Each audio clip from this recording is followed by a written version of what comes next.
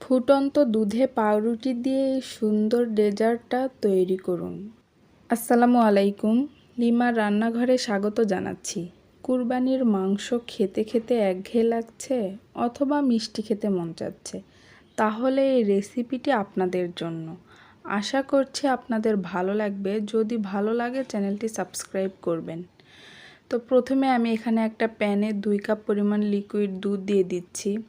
তো দুধটা আমি বলক উঠিয়ে নিয়েছি। এর মধ্যে আমি 4 ফালি পাউরুটি দিয়ে দিচ্ছি। পাউরুটিটা দুধের সাথে খুব ভালোভাবে আমি মিশিয়ে নিয়ে এটাকে 2 মিনিট মতো জাল করে নিব। আপনারা আপনাদের পরিমাণ অনুযায়ী পাউরুটিটা দিয়ে দেবেন। তো এবার চুলাটা অফ করে দিয়ে আমি এটাকে এক সাইডে রেখে দিচ্ছি ঠান্ডা হওয়ার জন্য।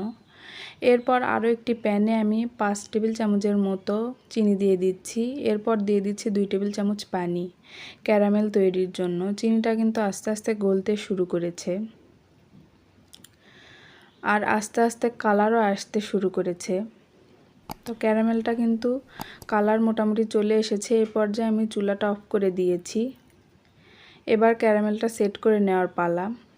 আমি এই বাটিতে ক্যারামেলটা সেট করে নিব। আপনারা যে কোনো পাত্রে এটাকে সেট করে নিতে পারেন। আর ক্যারামেলটা কিন্তু খুবই দ্রুত সেট করে নিতে হবে, কারণ এটা তাড়াতাড়ি জমাট বেঁধে যায়। গরম অবস্থাতে এই কাজটা করতে হবে।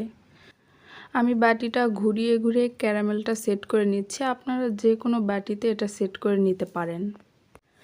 ক্যারামেলটা ভালোভাবে সেট হওয়ার জন্য বাটিটা একটা সাইডে রেখে দিচ্ছি। এরপর এখানে একটা ব্লেন্ডার জার নিয়েছি আর যে পাউরুটিগুলো ভিজিয়ে রেখেছিলাম সেগুলো এর মধ্যে দিয়ে দিচ্ছি। তো এরপর এর মধ্যে আমি দিয়ে দিব 3টা ডিম। তো ডিমগুলো কিন্তু আমি আমার পরিমাণ অনুযায়ী নিয়েছি, আপনারা আপনাদের পরিমাণ অনুযায়ী নিয়ে নেবেন। এরপর দিয়ে দিচ্ছি 1/2 কাপ পরিমাণ চিনি।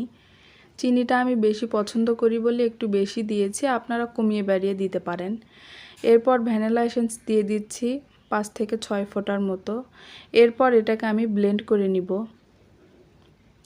তো ব্লেন্ড করা হয়ে গেছে। তো আপনারা এরকম একটা বিটার দিয়েও খুব ভালোভাবে বিট করে নিতে পারেন, সেক্ষেত্রে একটু সময় লাগবে। এরপর ব্লেন্ড করা মিশ্রণটা আমি পুডিংয়ের বাটিতে দিয়ে দিচ্ছি। অবশ্যই ছেঁকে দেওয়ার চেষ্টা করবেন।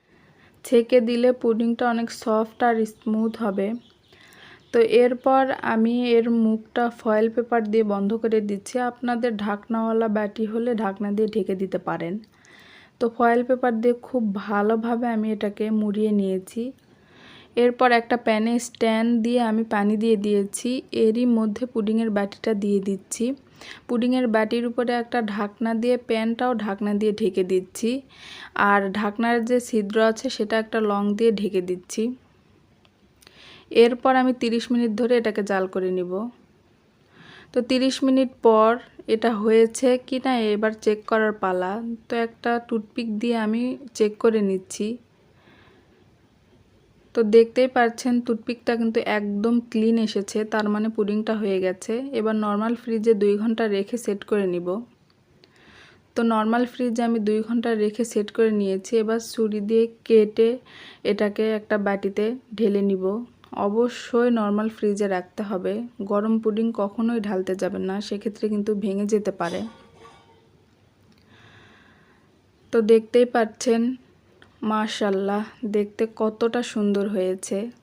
তো কত সহজভাবে আর কত কম সময়ে তৈরি হয়ে গেল।